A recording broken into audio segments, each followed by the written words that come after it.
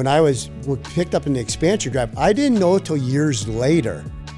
Phil and Tony told me they were allowed to protect one player in the draft. Interesting. And I was the guy. So that's why I went 51st or whatever that number was. Right. Ottawa couldn't take me. And I didn't know that. Like, I didn't know that till 10 years later.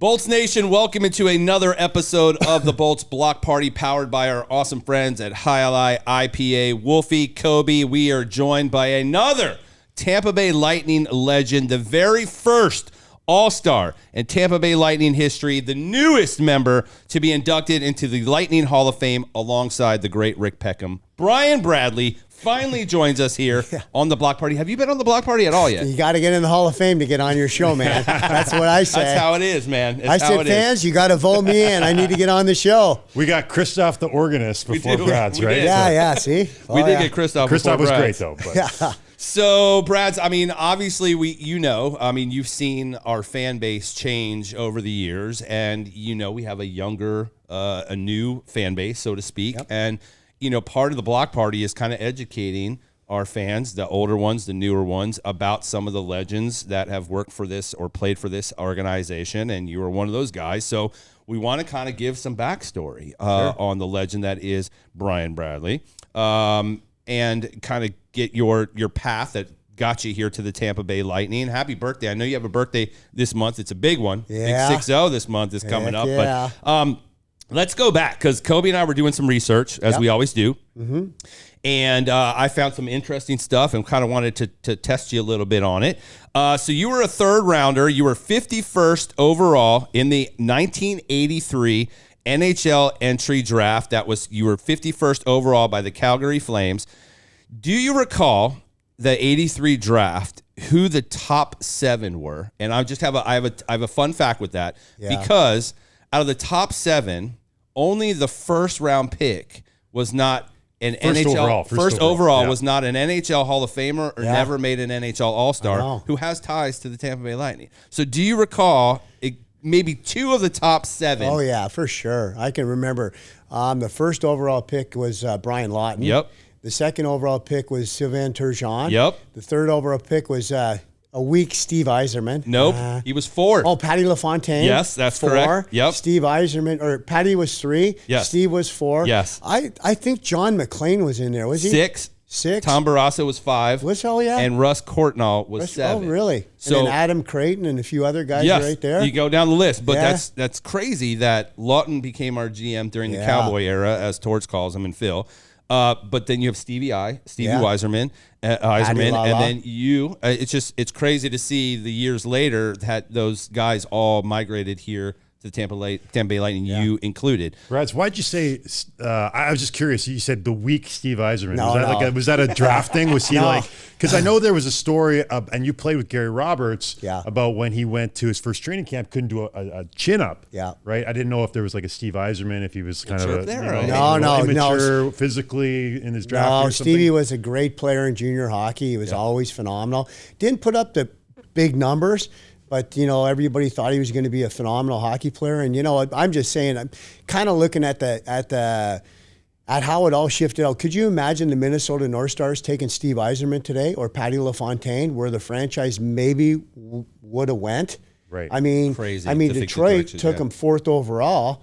I mean, I sit there and, you play the game, what if? Right. I mean, Sylvain Turgeon, wouldn't if Pat LaFontaine or Steve Yzerman went to Hartford? Right. 2 overall. Changes everything. I mean, it just, you can sit there and play that, but when you're taking a top 1, 2, 3, 4, 5 pick, you better make sure he's a Hall of Famer almost. That's what my uncle, who scouted for the Boston Bruins for 25 years, I mean, you know what? He'd always say in the draft, if you're picking 1, 2, 3, 4, you better pick a Hall of Famer. Right. You have to pick a top guy. It's a lot of pressure, I think. Sometimes when you have that top pick, you're like, yes, this is great, but it's also, man, as a management and a coaching, scouting staff. That's what I said. Brian Lawton was the only one on that list that was not an NHL Hall of Famer or made an NHL All-Star game. So Minnesota obviously didn't know. But let's go back, Brad. Let's go all the way back to hockey life in Kitchener, Ontario. Growing up, you're actually in the Hall of Fame in Waterloo, which is amazing. But what was life like growing up there in Kitchener, Ontario? Like, who were some of your hockey idols growing up? How did you migrate to the game? Like, take us back to your childhood. Well, I grew up in Kitchener, and I played my minor hockey there. Obviously your parents are, supportive, driving you to games, practices, early morning. I mean, I don't miss the 6 a.m. practices before school. Right. I could barely get up. Before school, we used to have to practice. If you were on a AAA travel team, because you had to, had so many practices in a week to play on the travel teams, and they couldn't give all the ice time to just the AAA teams because that wasn't fair. I mean, to with the single A and double A teams playing back in the day and in the Toronto, Kitchener, Hamilton area. But we'd have to practice at 6:30 on the ice, be done at 7:30, and then in school by like 8:30, 9 o'clock. Wow. So we did that once a week. I do not miss that. That's next level. But, especially what age was that? Probably like 14? No, like 8, 9, 10, 11, 12. Wow. I mean, my mom and dad would wake me up at 6 a.m. to go practice. And, I feel, coaches, I don't even know, could they even, like the kids, half the kids were sleeping on the ice at 7, 8 years old. I mean, they're not functioning. Right. No breakfast, have something after, go to school. But did any other guys at that age come up like to the pro level, like that you grew up with? I only started to meet guys as I got a little bit older. Yeah. I mean, I'll name a couple guys as I got older that I played with, and one's a Hall of Famer. But when I was younger, I played in Kitchener-Waterloo, and I was always, in my birth age, like birth year age, until I got a little bit older. Till I got to about 13, 14 years old, I started accelerating. And, one of the years I went from, minor bantam to minor midget, because they wanted me to play at a higher level and then junior hockey. But I ended up playing with Scott Stevens and Brad Shaw. Right. And Brad played in the NHL for a long time, not his Hall of Fame career like Scott Stevens. Sure. And we had like 7 or 8 guys on that team that played junior hockey in the Ontario League. Mike Stern, a whole bunch of guys that played that got drafted to either pro or played junior hockey for like 3 or 4 years. We didn't win that year, which is amazing, but we had a really good team. But I got to meet a lot of guys. So they were a year older than me. So like, if I was in grade 9, they were in grade 10. Gotcha. So is that when the dream kind of started to become real for you? Is it junior hockey, or was it before that? You just kind of always had a feeling like, hey, mom and dad, like I'm going to go to the show. This is going to be my thing. Was that always the goal, or was it as you grew and developed as a player, you started to realize? Yeah, you know what? Well, back in the day, I mean, I got to watch a lot of this guy. He was the same age as my brother, who's 4 years older. He played for Brantford. I mean, and he was just a phenomenal hockey player. So I got to see him play 10 or 15 games every year, Wayne Gretzky. And he played minor hockey against my brother. My brother was a really good hockey player, Darryl, back in the day. He would put up numbers, not like Wayne. Wayne would go to a tournament, he'd play 7 games and have 50 points. And you're playing against AAA kids. Like you're not playing against, some like just kids that can't skate. You're playing against kids that are on AAA teams in the Ontario League, which are pretty good hockey teams in London and Kitchener and all these different places. Wayne was just phenomenal to watch. And I used to just go watch him play because my brother played him like 4 or 5 times a year. They had home and away against him, and obviously in tournaments. And I got to see Wayne when I was 12 years old or 10 years old play against all these different kids. And my brother was in tournaments. And, obviously if you're there and I'm not playing that weekend, I would go with my parents to watch my brother play. And, they would be at, there's 3 rinks or different rinks and thing. And I would go watch Wayne play if my brother wasn't playing, because it was just like everybody knew who Wayne Gretzky was. And, then he obviously at 16, he went on to play junior hockey for Sault Ste. Marie, played a couple years and went to pro, but just his whole career. And I met Wayne. He came to my house in Kitchener. He was good friends with my brother. So when he was growing up, he came over to my house one year when I was like 14 years old, came to my pool where my parents had. We had like an outside thing, and he was at my house, and it's like Wayne Gretzky's here. That's so cool. Insane, dude. What were those crowds like? Because like everybody, even when Wayne was young, they knew this guy was a prodigy, right? Yeah. So like you're going to the games. I'm sure there was other people that were just casual hockey fans that wanted to get an early look at Wayne Gretzky as a 12, 13, 14-year-old. Yeah, and that's what he was. He was probably 12, 13, 14, 15 years old. So I was like 4 years younger. But you know what? It almost reminded me of, I was at the golf tournament this year at Pelican, and when Caitlin Clark was at the golf tournament, there was thousands and thousands of people watching Caitlin Clark. Not Nelly Korda, not all the top golfers in the world, but all these people were coming to the golf tournament to see Caitlin Clark because of basketball and who she is. And she's just a phenomenal person, a spokesperson for women's basketball. But I just reminded me of Wayne Gretzky. There would be hundreds of people back in the day going to watch those games. Like if Brantford was playing against somebody like Toronto Young Nats, there would be like 400 people watching Wayne play. Minor hockey, yeah. Everybody, and there might be like 10 people watching the other game, but everybody, even parents of the kids that were playing in the game were probably watching Wayne Gretzky play. Because they're like, we don't get to see him too often. So our son over there, he's playing for this team. Yeah, we're not going to, we're going to watch Wayne. Meanwhile, he's just curb stomping. Like 12-1, he's got 12 points. Yeah, and they would light it up. Like he would literally, you watch the game, and it would be sometimes my brother's team would beat him once in a while, but the games would be 7-6, or Wayne would win sometimes like 10-4. He'd always have 3 goals, 4 assists. It was ridiculous. And he could shoot.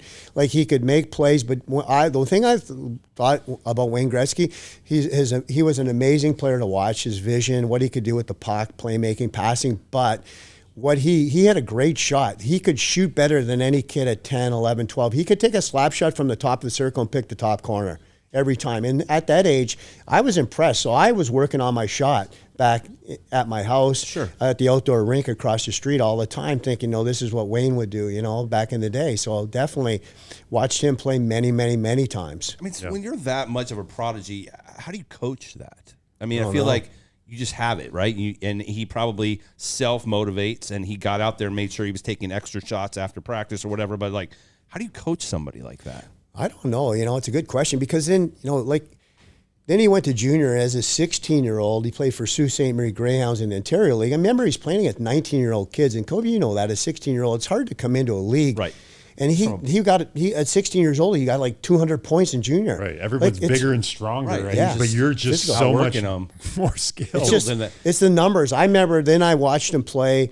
Then we moved as a 16-year-old. I'm 12 years old now, watching him play for Sault Ste. Marie in front of like 15,000 people at the Kitchener Auditorium or the Kitchener Rangers, and they had Paul Coffey. We had Paul Coffey, and Paul Coffey was a hell of a player, but he wasn't Wayne. But there would be 15, 20,000, whatever it held, it was maxed out. When Wayne came to town with Sault Ste. Marie, and the game would be 7-4, Wayne would have 3 goals and 3 assists, and Coffey would have 2 goals and an assist. He had scored 50 goals the one year as a defenseman. That's pretty damn good. Dude. Yeah, and you were part of some of those great rivalries between Edmonton and Calgary. That whole thing. Like, wow, that's just... Yeah. So let's go back. So you played for the London Knights, right? Yeah. What years were you with 81 the to 85. Okay, so that was prior to you joining the Moncton Golden Flames, the minors, which was the minor league team for the London Calgary. Golden Knights probably in the Canadian Hockey League has some of the most historic junior players to ever come out of London, that, right? For the sure. history and the list of guys that come out of London, including remarkable. yourself, has just been is incredible. So 85-86 season, not a lot of action. You played for the Moncton Golden Flames. You had a line mate, which was Brett Hull, which is also another remarkable player. You played most of the 86-87 season with the Canadian national team. Yeah, because what happened there? So what happens is the year I played in the 1 year I played down in Moncton, I played with Brett Hull and Gary Roberts. And they said that was one of the best American hockey lines ever. I totally agree with that. Brett scored 50 goals. I mean, he could just shoot the puck. When I look at guys I played with, Gary was a tough. He was just he could score. His scoring career came later on when he kind of developed a game where people were kind of afraid. He would fight. He wasn't a heavyweight fighter, but he could fight. Sure. He could fight with both hands. Loved playing with him. He could just dump it in his corner. He'd get the puck. But our goal was to get Brett the puck. And there's and Kobe, you played a long time, but there's certain guys you play with. When I look at the game today, and I'll just use today, there's only two guys that I would even say they're even close to shooting the puck is Ovechkin and Steven Stamkos as Brett Hall. Sure. Brett Hall could shoot the puck, and he could rip the puck with a one-timer, and he could snapshot from the slot to the top corner. And I'd always grab his stick because I played with him in Calgary a bit, and I played him in Moncton for the year. I'd grab his stick and go, "Give me that stick, caller," and he'd give it to me, and I'd shoot it and say, "It's not the stick." Because what he's doing with the way he shoots, God-given talent from his dad, Bobby or whatever, but he could take it and just snap that puck like a rocket into the top corner. And I've never seen anybody shoot like that, like Stamkos and Ovechkin. But, I mean, you just give him that puck. And then, what he did, obviously he played in Calgary, and they traded him to St. Louis because they wanted to win the Cup, which it worked out best for Calgary at the time. Sure. But Brett's a great guy. And then I went to the Canadian team. I played for Calgary, and then that year the Canadian team was having the Olympics in Calgary. So then they said to me, "Hey, we'd like you to go to the Canadian Olympic team for the year." And because we have Joe Newendike and we have Gilmore and we're loaded at center with all these top centermen. Gotcha. And you're going to be our fourth line center. Gotcha. And you know what? You're too good to do that, but we're not sure what we're going to do. And they ended up trading me later to Vancouver. Right. But I said, well, I don't know if I wanted, like I told my agent, Donnie Meehan at the time, and Cliff Fletcher, who was really good to me. I had him in Toronto later. I said, well, I don't want to do that. Like, that's not good for my career. And he goes, well, we're going to pay you your NHL salary. Oh. So I was like, okay, I'm in. Great. So then I went from being like, with Dave King and Tom Watt on the Canadian Olympic team, traveling and playing the Investias, playing different tournaments. I'm getting paid like, we had Andy Moog. We had a lot of guys that were like on NHL contracts that came and did some stuff as the year went on. But, we had a great time, and we got to travel the world, got to play against top end players. I mean, obviously back in the day, the Russian team was Larionov, Makarov, Krutov, Fezetonov, and Kezis. They had all their best players on that team, and we played them like 5 or 6 times, and we actually beat them for a tournament, which everybody today says that's one of the. I mean, you talk about Phil winning the 72 Summit Series and different things. They say that was one of the greatest things in Canadian hockey history. We won the Investia Cup back in 1988, where we beat that Russian Great Army team. We got outshot 47-10. Jeez. But Sean Burke played that game, and he never let in. I think we beat him 4-3. There was 20,000 people. Everybody thought we were going to lose like 10-0, and we ended up beating them in their rink, in their barn, in December. Who was your other goalie? Was it Corey Hirsch? No, it was Sean Burke and Andy Moog. Andy Moog. And the coach was Dave King. Dave King, yes, that's right. And would he put notes under your doors and stuff like that? Yeah. And then Tom Mott was there, and then some other guys. But we had a really good team. A lot of guys from that team ended up going on to have careers in the NHL. Sure. But they just needed, instead of going to the American League, where I'd been there before, Cliff said, let's put you somewhere else, because you're not going to play on our fourth line. So did you feel that no other teams would do that? No. And it hasn't happened since. Where they took guys, I know the last Beijing Olympics, they kind of used guys in kind of but you guys were together for the entire year. Yeah, that doesn't happen. That's just Do you wild. feel like that was a major help to your career and development? Do you feel it was very good. And you got to meet guys like Andy Moog, and you got to meet, Sean Burke. We got to play with, like, there's so many guys that played on that team that played a long careers in the NHL. But the thing about it is, it was in Calgary, and they were trying to promote, like, hey, let's build the team, let's make it better. And, we went to the games. We played okay in the games. It wasn't our best. We finished in 4th place, which is the worst place to finish. I think we lost to Finland, which we beat like 8 times in a row. We lost 3-2 or 4-3 to lose the bronze medal game, but it is what it is. So the 88 Olympics, I just wanted to, that was an interesting Olympics held in Calgary. Did you go to any sports? Did you watch any other the competitions? The one I'm thinking about is Eddie the Eagle. Eddie the Eagle, the what do you call it? He was English. He was a ski jumper. Yeah, the ski jumper. He was a ski jumper that went down. Was he a radio personality guy that became a ski jumper? He was a guy, Kobe, that just came. He was over in London, England, or whatever, and just decided to just do this, and then fans would come to watch it, and that's the first time in the Olympics too. The other thing besides that, it was the Jamaican bobsled team. So they made the movies and all that because the '88 Olympics. They're like, these guys are like going to be like the bobsled. What do you do? Where do you learn how to bobsled in Jamaica? And they made the movie Cool Runnings based off all that.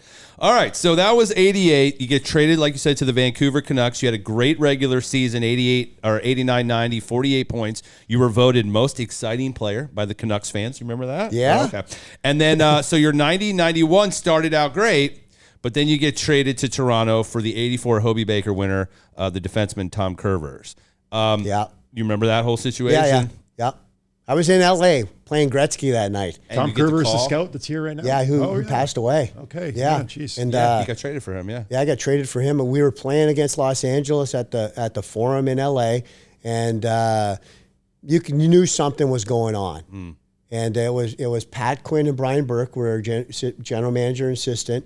Bob McCammon was the coach, and they were just talking about shaking things up, and you knew something was going to happen at some point. You just could tell, you can feel when a trade's going on. Maybe there's going to be something happen, and then we were getting ready for a warm up. Everybody was in there, like Tony Tanti, Stan Schmiel, Harold Schneps, Kirk McLean, Trevor Linden, all these different guys that I played with in Vancouver. Great teams I had in Vancouver. Fun guys too, like Calgary. And then all of a sudden, Pat Quinn came into the room. Like you don't see your general manager, 25 minutes before you're going for a warm-up. Right. No. And he walked in the room, went to the back, and all of a sudden the coach, Bob McCammon, came over and said, Brads, we need to see here. Wow. I've been traded before, so I knew. You knew it was happening. The Calgary with Cliff Fletcher, when they traded me to Vancouver, I was downstairs in the dressing room. Can you go up and see Cliff? Well, you're not going up to have a milkshake with him and have a Culver burger. Right. And we're not going to have sushi. We'd like to know what line you'd like to play on that. Yeah. So you knew. I went in. We were supposed to play Gretzky that night, and I went in. They said, "Hey, we made a trade. Tom Kurvers is coming here. You're going to Toronto." And that's where I was from back there. But, you're kind of excited. But, at the end of the day, you don't know what to expect, what's going to happen. It just, in Toronto, just didn't work out. I mean, I got there and, I just never had a chance to play. I had Tom Watt, which he was the coach in the Canadian Olympic team. We kind of weren't great together, so I knew the situation with the coach was not going to be what I wanted. Vancouver was great. Trevor Linden was there, and they'd made some different moves and stuff like that. So I knew they had to make a move to get somebody, and they were talking about a defenseman, but you got to give an asset away. So that's how the trades work. So I went there, and you know what? And when I went there, the first 20 games or 25 games, I didn't get a goal, but I was only playing literally 2 minutes a night. Yeah, wasn't a lot. I wasn't playing at all. Like my dad, he wouldn't even come to the games because he was like, you're not even, like if they didn't even do time back then, where they have time sheets. Yeah. You're not even playing. And then, you know what? I knew I was going to be out of Toronto in a year or so. My first game we played Vancouver. True story. I got my mom there, my wife, who's been married for over 35 years now. My mom and dad were there, and we're playing Vancouver. And I start in the first shift of the game. Great. I'm playing for Toronto, playing Vancouver, super excited about the game. I don't know, game 15, 18 we're playing. I've only been there a short time. Toronto's a mecca of hockey, so there's people everywhere. And I played the first shift of the game. I don't know if I did good or bad. He never played me another shift the rest of the game, Tom Watt. What? Not one shift. I did not get on the ice. I never got a shift again. And my dad said, I'm never coming back. Wow. Never will I watch you being embarrassed like that. That was unreal. And then I saw the guys at the end of the game. They're like, what's going on here? And I said, I don't know. And then, so how long after that was then Tampa? Tom Watt, they all kind of I don't know if they were there for the next year, but then Cliff Fletcher came in the next year. They got rid of the general manager and they brought Cliff in, and I knew Cliff from Calgary. He drafted me. So then when I got there, it started kind of rocky, but I was still doing okay. You know, and I ended up with like 50 some odd points, but still not playing fourth line, little minutes. And then they made the big trade with Doug Gilmour. And then they had Peter Zazzal, myself, Tom Fergus, and then they made the big trade with Calgary, the 10-player trade, which is the biggest in history. Where we got like, you know, Jamie McCown and Rick Natras and Dougie Gilmour and the goalie I can't think of his name, but we traded, you know, all our guys. Jeff Reese, who used to be here, and we traded 5 guys. Michel Petit, all these guys. Gary Lehman was a big trade, and we went there. So I kind of was playing, but I wasn't playing in Toronto. But I knew now with Dougie coming here, he's going to be the guy. Sure. And you know what? And he was. And Dougie was great. I played against him for many years in Calgary, Vancouver, and I knew Dougie playing the Stanley Cup playoffs. Where, you know, the year they won the Cup, we lost in Game 7 in double overtime to them, and I had 7 points in 7 games back then. But I knew Dougie was going to be the face of the Leafs moving forward, and that was okay because I was like okay with it. So at the end of the day, we played the year, and I asked Cliff numerous times, "Hey, can you just trade me? Like, you know." Like I'm not trying to be a bad guy. I just want a new lease on life. It just hasn't worked here. It was great in Calgary. It was good in you know, in Vancouver for 4 years, but this is just not working. Like San Jose's interested, Donnie Meehan, and then he goes, "Well, I don't want to really trade you because I got a kind of plan going on right now." And I said, "Well, Cliff, I'm not playing. Like I just want to play." And then so I'll tell you a couple stories. You know, the two as the year goes on. I'm playing on the power play, only on the power play, like 5 minutes a game. The original power play specialist. I'm the power play expert. So like Cliff Loraning of the you know, and I love Cliff, but I played for Vancouver for a long time, St. Louis. But anyways, I'm only playing power play, and we're playing like a hockey night in Canada, like in February, March. And this is kind of the end of the year where I've asked to be traded. We're playing hockey night in Canada. I'm on the power play. So I'm playing with like Dougie Gilmour, Wendell Clark, Dave Ellett, and I think Mike Krushelinski and me are on the power play. And I don't see any ice. If there's no penalty, I don't get on. He's not playing me at all. I'm not kidding you. I am sitting on the bench. And we're playing in hockey night in Canada against Chicago Blackhawks with Eddie Belfour, Chelios, you know, Dirk Graham, all those guys back in Jeremy Roenick's a young kid. And the game is like 3-3 in the third period. And we're kind of fighting for the playoffs. Chicago's a really good team. And we're kind of fighting, but we didn't get in. But we're fighting there. So anyways, we're playing. There's not a lot of stuff going on with about 7 minutes to go in the game. There were some fights happen, but no penalties really are going on. 4-on-4s, but no penalties. 7 minutes ago, someone takes a penalty on Chicago. And I'm on the bench. I haven't played a shift, except for skating in between periods. So I'm on the bench, and Mike, the assistant coach, it was Mike Kitchen and Mike Murphy, who I had in Vancouver. He was a great guy. And Tom Watt was the coach. So they're like, power play, let's get ready to go. And I said, I'm not going. And they're like, what? And Tom Watt move. No, Tom Watt says, Brad, you're going. I said, I'm not going. My skates are untied. Said, guys, Mike Murphy comes down, Brad, you got to go. I said, Murph, I haven't had a shift. There's 7 minutes to go in the game. These guys are all sweating. They're soaked. But like, how good could I be on the power play? Like really? You're on the power play. And I said, okay, like you want me to go out there? And they said, yep, time out. So they timed it out. I tied my skates. I went on the ice and skated just like, you know, just a couple things. We go down the ice, you know, 5 minutes to go. Puck goes behind the Alec gets it. Gilmour goes, circles one way. He's left, I'm right. He passes me the puck. I carry it with my speed into the zone, set up the play, goes back to the point, goes me on the half wall, goes Ellett, Krushelinski back, me on the half wall, down to Gilmour on the goal line, right out to Wendell Clark, top corner. We win the game. I got an assist. I played 30 seconds, maybe 45 seconds of the game. Wow. And we won the game. That's and then we got to the dressing room, guys had the tunes on. When you're down by one and you got the job done, call Brad's. I'm like, I don't get it, guys. So that was one of the stories. And then this other one, so we go, true story. That's a true story. Yeah. Hockey night in Canada. We go to Philadelphia. We're playing in Philadelphia. And we have the next night we play at home against the Islanders. Friday night in Philly, Eric Lindros, Renberg, Recchi, Hextall, big team. Legion of Doom, tough team to play against. Playing there, we go to Philadelphia. We get on the plane, go there. Everything's good. There's no extra guys. Some guys are injured. I'm actually in the lineup to play. So we get to Philadelphia, we do the morning skate, come back to the thing. Mike Murphy comes to me at the morning skate and says, I said, what? He goes, you're not playing tonight. No. I said, what? There's no one here. Like the lines, I saw the lines, Murph. It's all set. He goes, yeah, well, Tom called 3 kids up from the American Hockey League.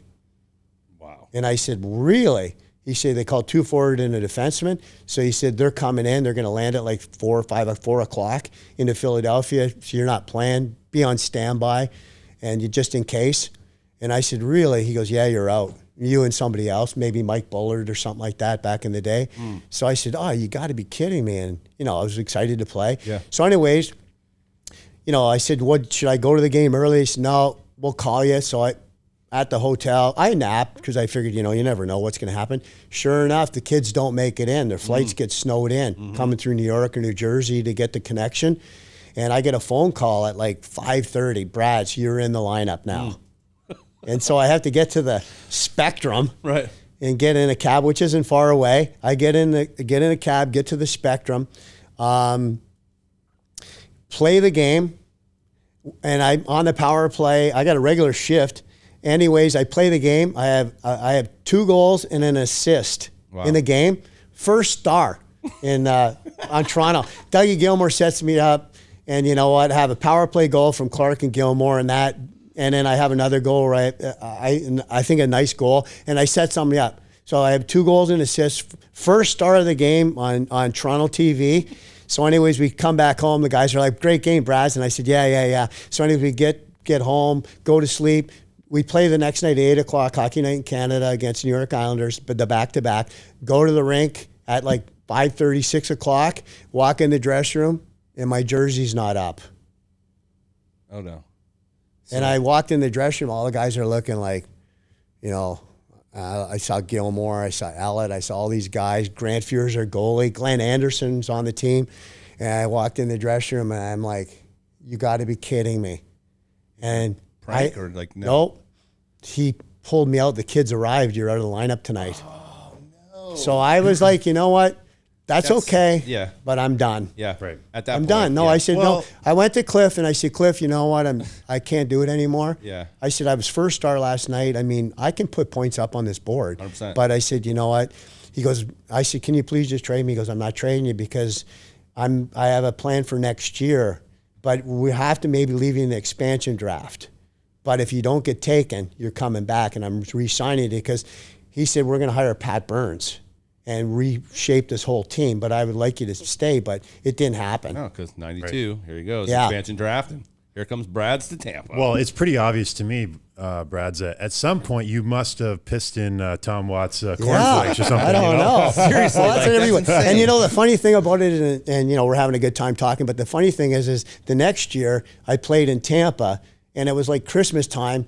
And, the first 36, I saw the stat the other night, the first time I hadn't seen it. I just pulled it up. Yeah, I have it right the here. The first 36 games. Yes. Right here. Most goals in the first record. 36 games. Yeah. This is from the broadcast I had last 26 night. goals. Brian Bradley, 26 goals. Chris Contos, 22. And obviously Jake Gensel, 21. Yeah. But 26 goals in the first 36 games played. Yeah. If there was ever a story of someone that just needed a change of location, you went from 10 goals with the Maple Leafs to 42 the next year here in Tampa. Yeah. That's you just don't see that. So you get the call, tell us how the 92 expansion draft went. Like, how did that whole situation unfold? Well, like, how did you get that call? Like, what was that meeting like the first time? Well, there's 2 different things that happen in that expansion draft that after, obviously I had to sign a contract because I re-signed with Calgary or with Toronto. Yep. Cliff gave me a contract, which I don't know why he did, but he did. He wanted to take care of me, so I had a contract moving forward if I went somewhere else, expansion. So,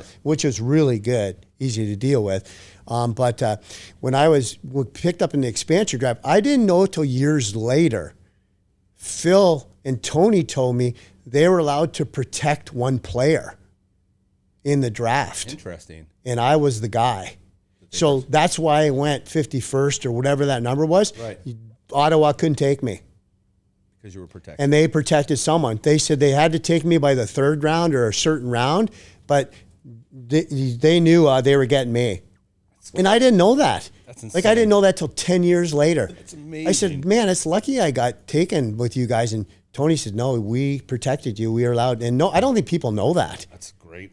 It's a great party and we just drew out there. And then, so that was, and then how I got found out, like back in the day, they had the expansion draft. I was living in Calgary, married, and then, they had the expansion draft in 92. I was playing golf with Al McGinnis, NHL Hall of Famer, maybe Gary Roberts at Bears Paw, and they didn't have TV, like they don't have TSN like they do today, and they don't have we didn't have cell phones. Right. Yeah. We didn't have cell phones. Hey, you're going to call someone. So anyways, we played golf that day. We came in, and then Al got a call from Donnie Meehan, who was the same agent, and Al says, I got a call from Donnie, you got picked up in the expansion draft. I said, really? Chopper's his name, Al McGinnis. I said, Chop, where did I go? He goes, God, Brad, you're doing the Canadian circuit. And I said, he goes, you went to Ottawa. I said, oh my God, I went to Ottawa. I didn't want to go to Ottawa. Yeah. I was hoping for Tampa. Right. He goes, did you really want to go to Tampa? I said, hell yes.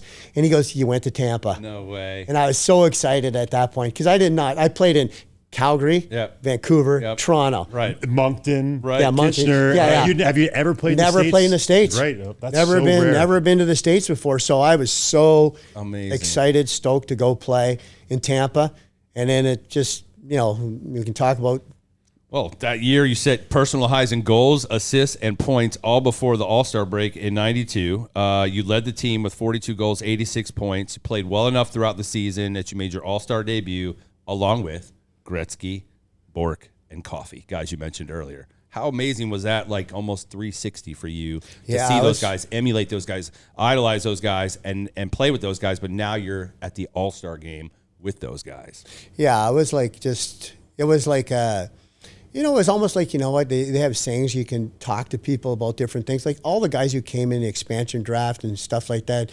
Kobe, you haven't been anything like you were with Atlanta, right? I was picked. They were a team. They weren't expansion at the time. When you go in an expansion draft, it's like you're kind of like an extra. So what? My whole thing was like prove people wrong. Right.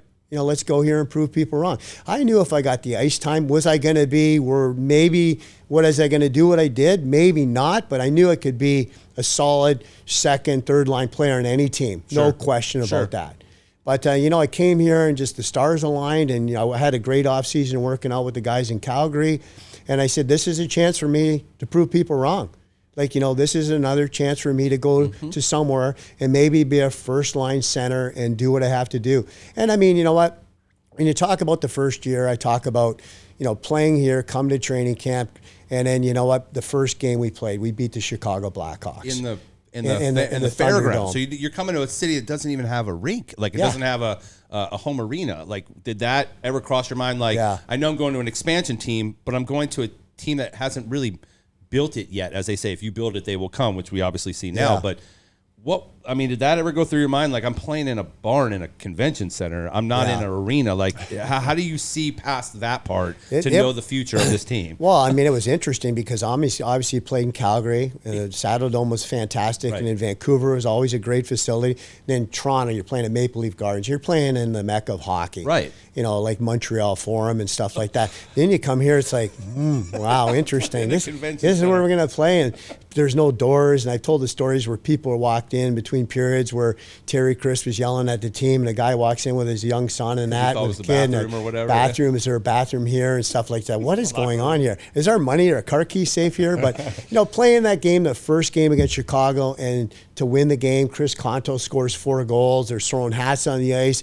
Phil and Tony told everybody to kick people out if people were throwing stuff on the ice. So people are getting kicked out because he had a hat trick. They just didn't know. Right. They just didn't know. Right. And then to win the game, in front of everybody, there were some fights that were happening. Basil McRae and guys were, it was just playing the Chicago Blackhawks, who probably thought they were going to smash us 10-0. Right. We had a lot of guys on the team that could play, that just wanted, our defense with, Joe Ricci, Mark Bergevin, Rob Ramage, Dougie Crossman, Peter Taglianetti, Sean Chambers. Sean won a couple Stanley Cups. Some of those guys won cups. They were good players, just, near the ends of their careers, but still could play. Sure. Wendell Young was in net. But, to play that first game, I'll never forget that one. And then obviously the first year to go to the All-Star game, represent the Tampa Bay Lightning, and then also to represent the city of Tampa. Yeah, it's huge. Put Tampa on the map. Yes. It was awesome. And you know what? I played the game.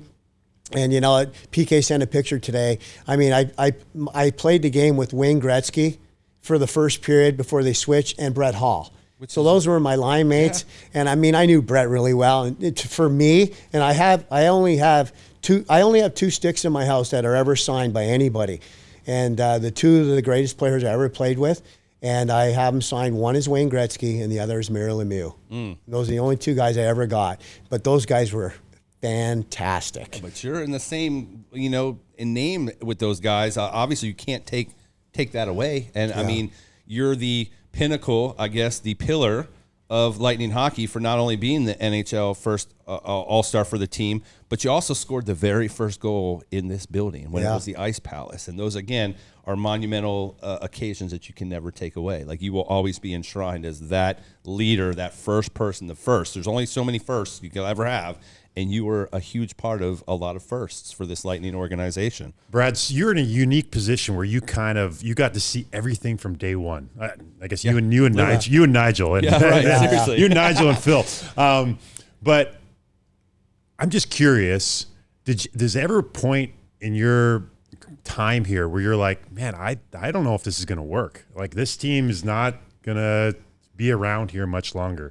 This is just doesn't seem like it's picking up steam. Or I know, because we talked to Rick Peckham and he said there was a roller coaster. It was up and down all over the place. We almost lost the team at one point. Did you get that sense? Did you get that sense that maybe this isn't going to work down here? You know what? I think growing the game in the early part was just. You're just growing a game in a non-traditional hockey market. We're trying labor of love kind of thing. Trying to get everybody, get kids with sticks in hands. There's no arenas here. And then obviously, in 97 or 8, Vinny got drafted here, and that's when it kind of changed a bit. Obviously, winning the Stanley Cup in 04 with Andrew Chuck, Tim Taylor, Brad Richards, Vinny, Marty, all those great guys. But I really think the years after that, when the Oren Koulis, Len Berry bought this franchise, I think we were in deep trouble until Jeff Vinnick bought it. I think there's that stretch of 3, 4, 5 years where they own the team. I think if Jeff doesn't come along, and I've said this before, if Jeff Vinnick doesn't come along in 2010, we're probably not here today. Well, and you could see with other organizations, we saw, I saw in Atlanta, it basically was overnight. They were in Winnipeg. Right. There was a lot of talk with the Coyotes last year. Yeah. And then all of a sudden, Utah. They're in Utah. Right. It's not this huge runway. Things just kind of happen very quickly. You don't necessarily hear what's happening behind the scenes, but when the move is made, it happens like that. Well, I think there was talk back then. I heard Quebec City.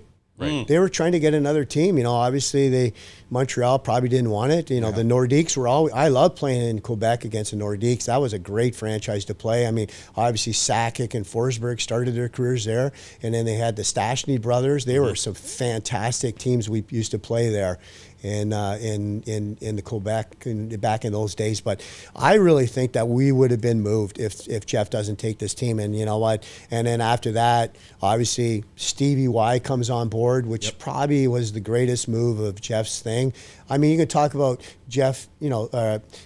Steve Griggs and Todd Lewicki come on the business side, which is not my forte, but to hire a guy like Stevie Y to come in here and give the team credibility, I think it changed a franchise forever. I agree with that wholeheartedly. And then you raise your boys, right? You raise your boys here. They're hockey players that became D1 hockey players out of Florida. You know, that's an accomplishment in itself just because of the infancy of youth hockey in the area. Well, I think that's also a testament to Jay Feaster and yourself and the Lightning development team that has made it a priority to get balls and sticks in every kid's hands in the entire Tampa Bay area. Obviously, Jay Feaster, the architect of our 2004 Stanley Cup team, who is now overseeing and helping our Lightning development team, like I said, build the game. Look at all the hockey rinks that are in Tampa now, in Wesley Chapel and Advent Health Center Ice. And we didn't have that. It came from nothing. It literally came from nothing and Phil's came dream. from roller rinks. Yeah, it's remarkable. I think we had 2 rinks. 2. Clearwater? Brandon wasn't even in play. No, Clearwater wasn't there. It was TBSA. Okay, you're right. And it was Expo Hall. Oh, Ellington wasn't even there. No. There was ours was the only one. And then Clearwater came in that same year we came in because that was our practice rink, which Gotcha. that was not a good practice rink for us. At all. An NHL team practicing at that rink. It's not great. And I don't think Kobe's ever seen it back in the day. I don't think he has at all. But I think it's again, it's almost like a full circle moment for you, you know, with the trials and tribulations it took for you to get to that point in your career, to be an NHL All-Star, to be a part of an expansion team, to now, when you talk about expansion, expanding the sport in our area and how much it's grown. And like we were talking to Rick Peckham, and he said, anytime we have a captain, you know, a kid that's going through, you know, cancer treatments or things of that nature, that are microlumen captain of the game, you're always the first person that they see when they come in this building, and you're the one that kind of sets the tone for how their day is going to be. I think that's a testament to the hard work and dedication that you've put into your career, but also to this organization, again, going back from the beginning. So you've absolutely become a pillar, and I think it's absolutely fitting that you and Rick are going into the Lightning Hall of Fame together this season, and that will take place in February for our alumni weekend. And I know we've got some of your old pals coming back for that weekend as well. It's certainly going to be a fun one. But I know we've already taken up 40 minutes of your time, and we still have to get to our hat trick of questions. Powered by our friends at Highlight IPA. So these are AI-generated questions that Kobe and I really haven't seen. You ask the questions, I answer. So here's the deal. We need 3 numbers, 1 through 100, that mean something to you, because the numbers are... What's 100? Perfect? It's no. We have 100 questions that were your favorite numbers. So 3 favorite numbers. You give us 3 of your favorite numbers, and we choose those questions based upon your numbers. It's always interesting to hear why guys choose certain numbers. Well, I'm going to take 19 because that's what number I was here. Okay. You know what? 78 because that's where I used to live. Love it. Kitchener. Okay. I'm going to take 99 if he's available. Gretzky. Okay. I love that. All right. So let's start with this is interesting because you could probably speak on this. Number 99. How do you measure the effectiveness of a coaching strategy? How do you measure an effectiveness of? That's an interesting one there. But AI generated, you know what? Brother. I mean, I think. Yeah, how the coaches do in terms of I look at a coach like John Cooper, who's been with our organization for 13 years. Yep. To me, that's a long time for any coach. Coaches usually don't last 4 or 5 years in any sport. So it's just a testament to see what John does, because you have to implement, you have to change things every year, because it's like going to school. Could you imagine going to school for 13 straight years and taking grade 9 math? Every year. And do it every year. And you never go to 10. Right. So you're going to do the same thing for 13 straight years. After year 4 or 5 or 6, you're going to be like, okay, I'm bored. Let's do something. No, we got to do this again and again. So I think it's very interesting how John Cooper or guys like Scotty Bowman, who are super successful coaches, they've won at every level in Montreal, in Pittsburgh, in Detroit.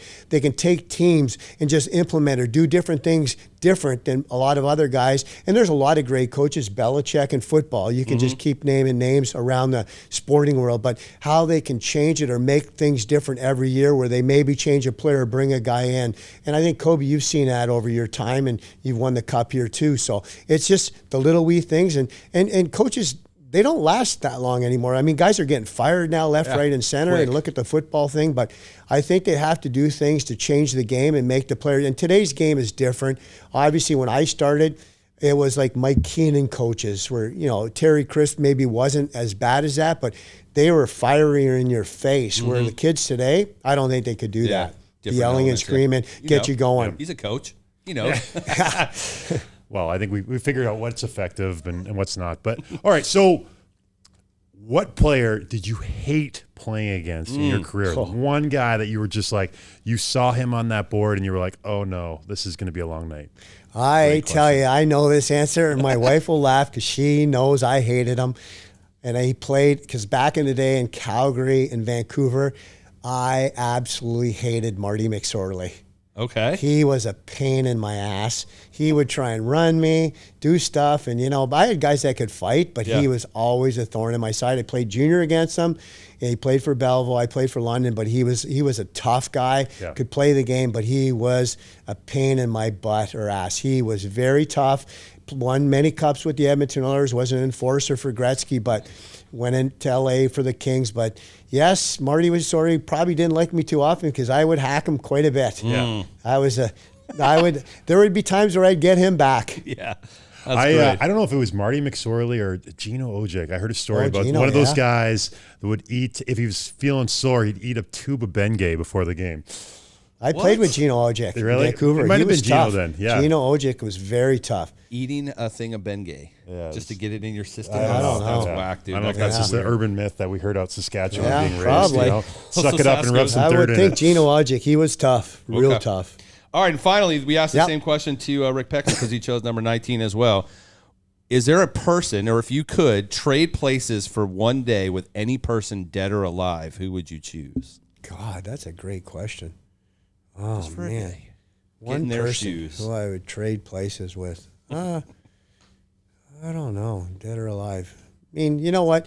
I mean, I would have to say, it would be fun. I'm going to just say Wayne Gretzky. Okay, I figured just you were going to say Wayne. Because we talked about him so much. Yeah. And, I mean, Wayne's been such an ambassador, such a great for the game, and he is today with everything he does on TV. And you know what? He was a role model for me growing up, and I've idolized him, and I know him personally. And whenever I see Wayne, whether it's here or someplace, he'll come over and say hi to me after all these years, which I find quite interesting because I'm just another guy that played hockey. But he's great. He knows who I am. He asks about my brother all the time. So to me, I would like to be Wayne Gretzky for a day and maybe win a Stanley Cup, lift it up, or score 6 goals in a game or something like that. That's crazy. Awesome. Love it. Well, I'm sure there's a lot of people who want to be Brian Bradley and their latest induction, and congratulations. Thanks, Kobe. Just Thanks. amazing. We're super excited. Again, our amazing Hall of Fame festivities will kick off next month in February, where we will officially induct